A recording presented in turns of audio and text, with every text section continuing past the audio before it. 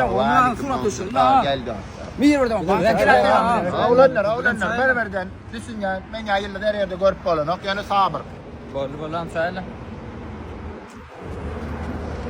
Oğlanlar, benim tanınsın da. Yanına, kılay benim. Dost. Değilsin ki asır çayısın ne var? Oğlanlar layık, bas yanın layık. Vam sağ ol. Oğlanlar, kova tekniğim var, kakras yol orum taşlak geçeyim. Ay bolyam na.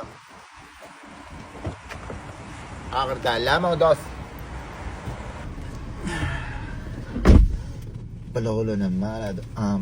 Ahsen siyara takdir et. İnya kıyın dostum öyle oluyor biliyorum. Masinin ağa uca kenam. Bas seykalca dağıtılca haladım. Önünden ayda yemek atıqım maçıl. Beni tapmağın saat yitirmek kıyın. Neme de ağam, biz aslında toyu sağatlıyın, alyat ağam. Biz değil dost, men.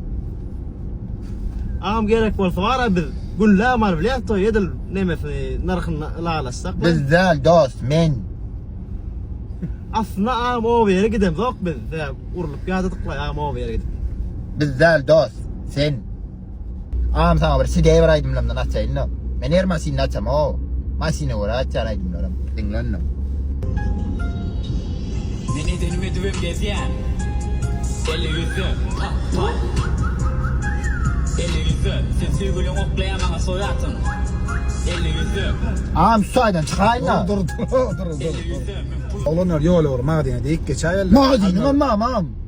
Ağam imanı bir attır ayda. Ya zo madine öy hayvanın değiştirdi.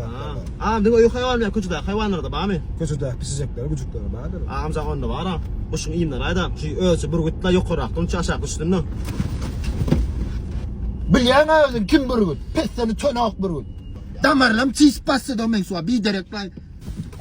Oğlan 2 minut girip çıkaynadı.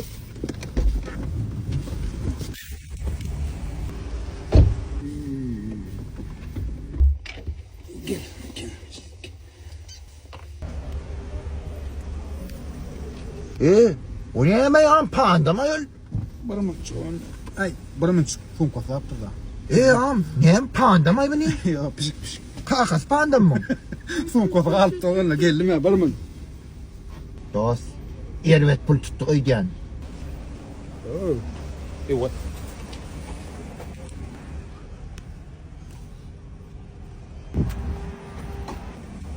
Yok. Sakarını ve saçını da s**tın. Haydi.